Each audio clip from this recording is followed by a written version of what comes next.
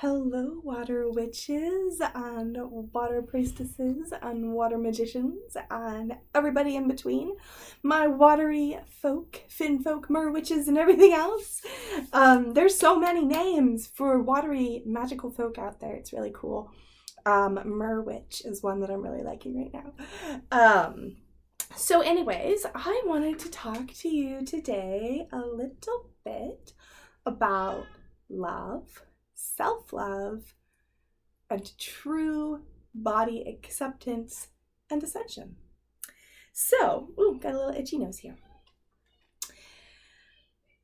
Oh man, okay, so where to start? So today in the live stream, we talked a lot about this particular card right here, which is self-love. So every day that we do the Water Wednesdays, the first thing that I do is I pull a card from the Dr. Emoto Water Oracle deck, and we talk about it and like what it might mean and how it might inspire our lives for that week and that kind of stuff. So today's card was self-love, and I find it really interesting how these always parallel my life.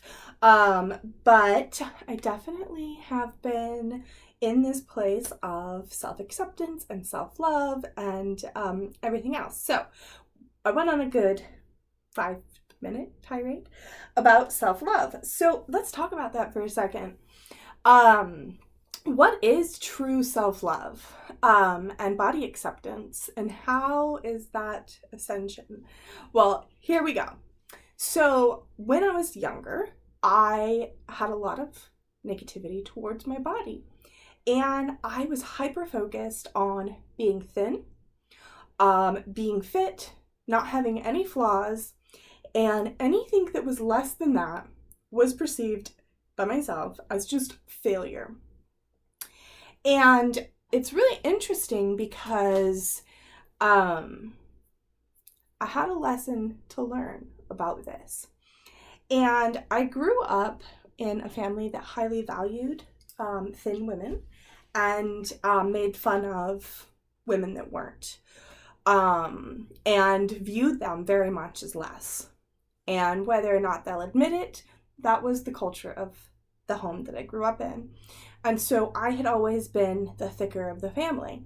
And so to grow up in something like that, knowing that you're not valued because of your body, is a harsh place to be. So I moved into my late teens and early 20s hyper focused on being thin and what the masculine wanted me to be, or what I perceived the masculine wanted me to be, because this obsession with becoming thin is it's not a feminine thing. It's very masculine, and it's very driven by pleasing the standards of what men want us to be.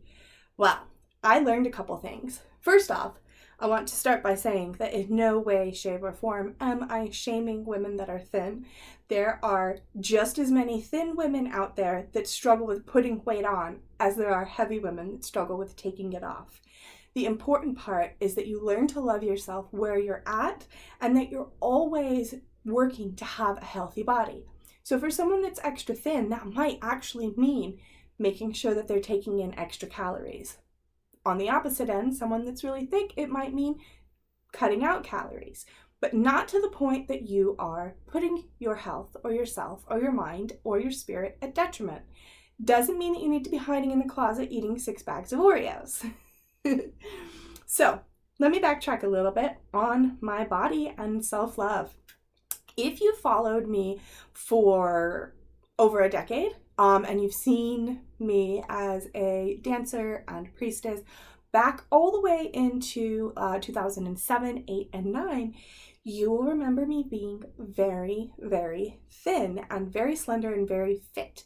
And I loved being in this place. But the interesting thing about it is I look back at these pictures and I was like, wow, I really had this amazing maiden's body. But I thought that I was so fat and ugly back then. What?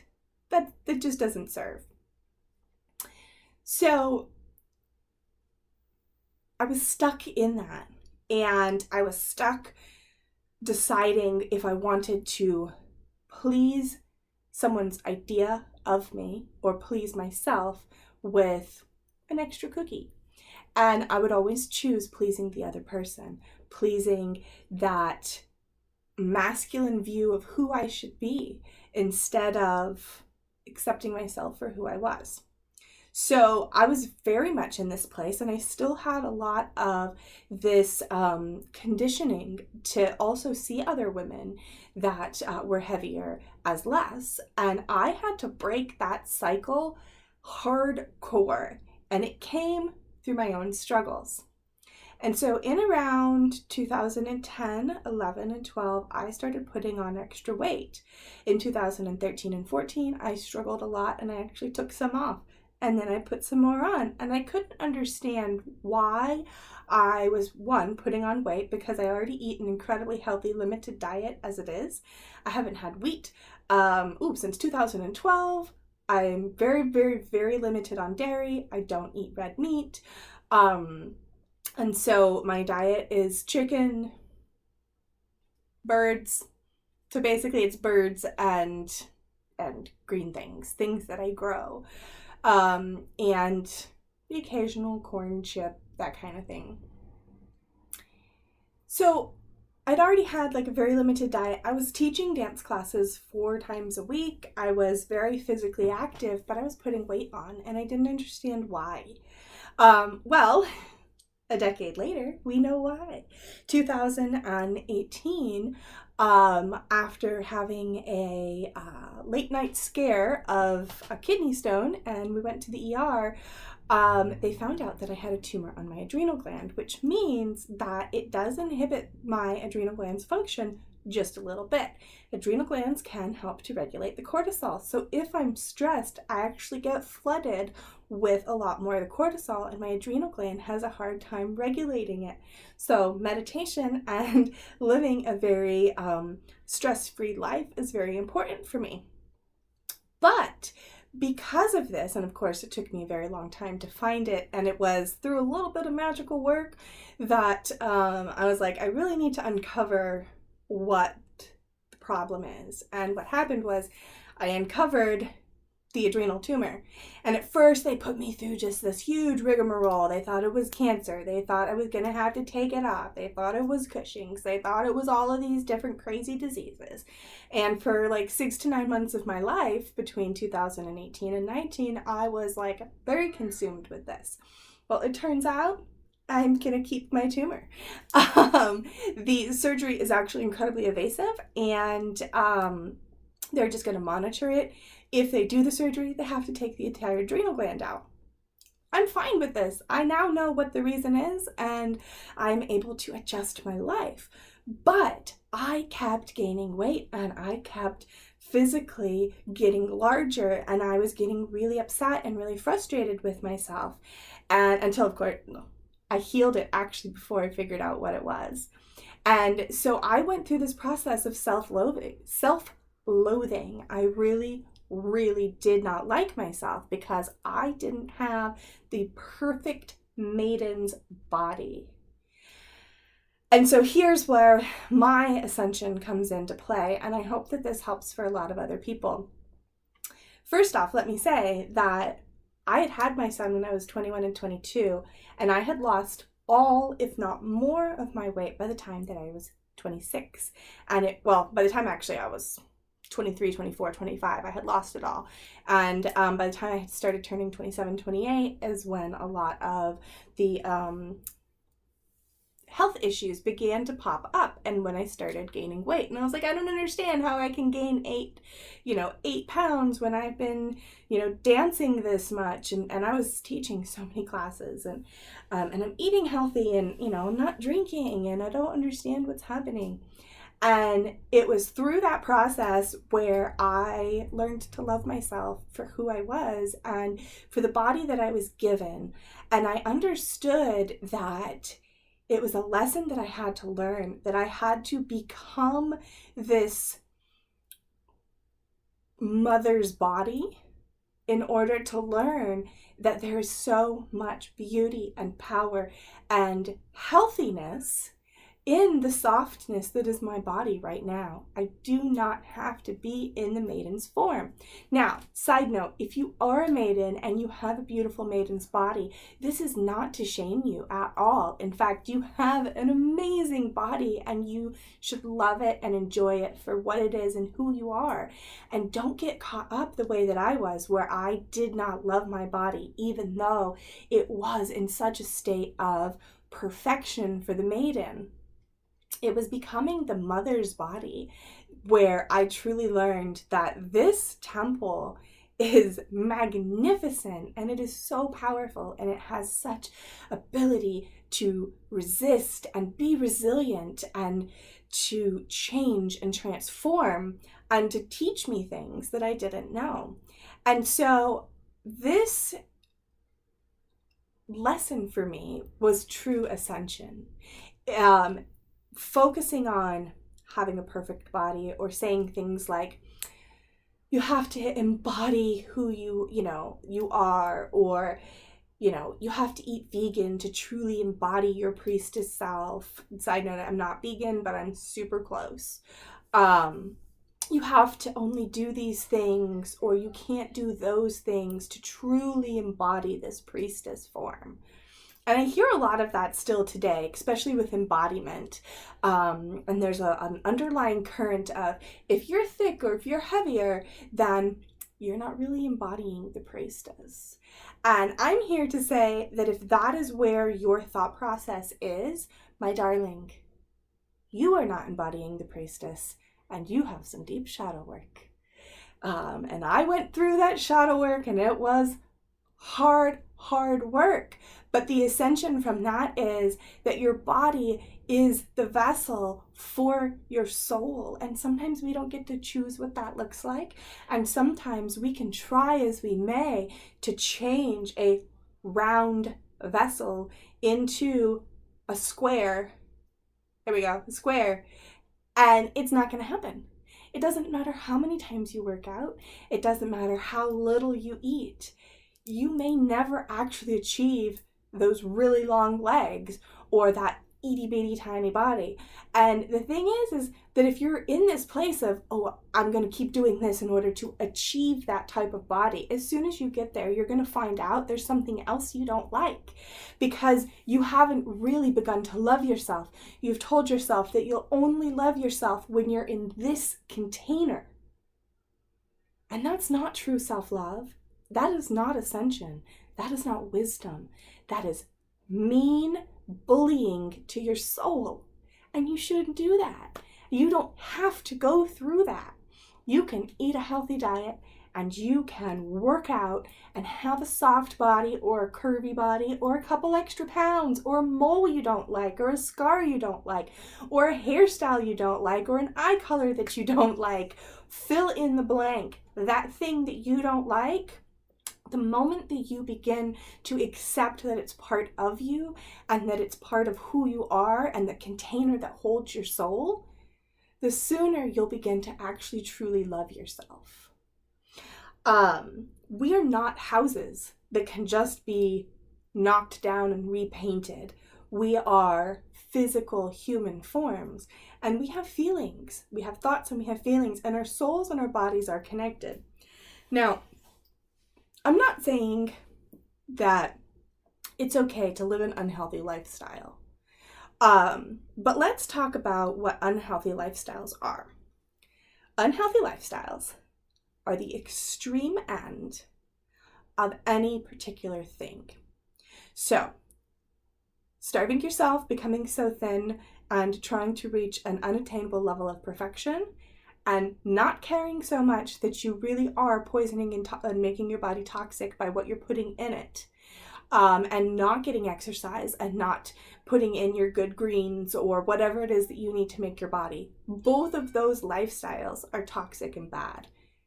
It's the balance of the two that's so important, and not really focusing on, oh, I've got another stretch mark, or, you know, I put 10 pounds on this month. Clearly I'm useless, worth nothing, ugly. That's not the case. You put 10 pounds on and you don't like it, you do not say those things to yourself. You're like, oh man, I've kind of let things go. I really need to pick up the pace and make better choices about my life. Healthiness, realizing that you're not where you want to be, making and taking action for it. Right there. Without saying, oh, I just won't eat anything, or I don't care, I'm fine just the way I am. It doesn't matter that I put on extra weight and now my back hurts. You have to find that balance for you. And every single person's best self is different. And you need to realize that some people's best self are going to be incredibly slender, and some people's best self are going to be incredibly fit, and some people's best self are going to be very curvy. And so there are so many different ways that you can be your best self on this spectrum. Can you hear the kitten? I don't know if you can hear the kitten, but he's trying to break into my room. He's telling me, Mom, stop talking, come pay attention. So anyways, here I am on this particular path and where I am right now. And I'm in a place where I am a little bit heavier than I'm comfortable with. And so what I'm doing is actively making healthy choices and making sure that I am putting in the exercise that my body needs. And not focusing on a number on a scale, not focusing on she's so much skinnier than me, or I'm the biggest girl in the dance group right now. Side note, I am. But guess what? Nobody says anything about it. Nobody cares, and they accepted me into the group when I was heavier than I currently am. And so that was a radical thing for me to view as well. When I saw these other people who I viewed as having very perfect bodies looking at me and saying, we want you. And me going, you want me? You want me to be in your group? But look at all of my flaws. They're like, we want you in your group. Look at how perfect and wonderful you are. And so to have other people view me in that way really like shook my foundation and was like, okay, girl, if other people can see you for that, it's time that you need to start seeing yourself that same way.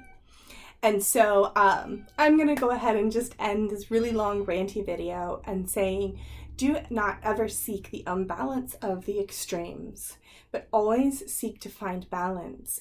And if you're not exactly where you are, if you're not exactly where you want to be, realize that you are where you are and that you don't have to seek perfection.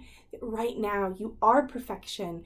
And next week, if you gain 5 pounds or lose 5 pounds, you're still perfection. You're still perfection. You're still wonderful and beautiful, exactly the way you are. So don't be so hard on yourself. Love yourself for where you're at. Love yourself for failing, and love yourself for making progress, and love yourself for always trying to find the balance between those two polarities of what society says is beautiful. I really don't care what society says is beautiful, and finding where you are in there and making that your goal, and not, I want to have legs like her, or I want to have hair like her, or I'm less because I'm bigger than her. Or even the other side of that, and being a spiritual leader or being in a place where you have a mouthpiece and that people are listening and saying, oh, hey, look, this person has a voice. They have good things to say. Do not spread the word about true embodiment as having this perfect body, or only eating vegan, or look at how much weight I've lost. Now I've truly embodied the priestess form. That is so toxic. If you are an active working priestess, guess what? You're embodying the priestess form. And to say that there's only one type of container that a priestess can be in is so false. There's so many different containers, and we need to have that mother's body. We need to have that crone's body, and we absolutely need to have these maiden bodies. We need all of them. And it's not just the wisdom of the maiden saying, oh, you must embody the priestess by being super thin and being only vegan. There's wisdom in that somewhere. And there's wisdom in the mother's body that says, I once was a maiden and I had a beautiful body, but look at how beautiful I am now. And then there's so much wisdom in the crone who says, look at these gray locks. Look at everything that they've seen. Do you see the beauty in that? Do you see these wrinkles and these crow's feet that are on my face? Do you see between the lines all the stories that they tell? That's beauty. That's priestess embodiment.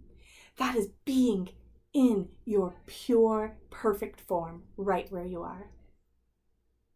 Thank you so much for listening to me ramble about this, and I hope that my lesson of learning about what true embodiment of a priestess is and true self-love is, and how I believe that is an ascension practice, has helped you to kind of accept and love your body where you are.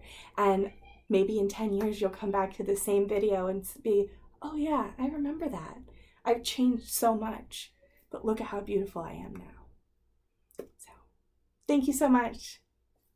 See you next time.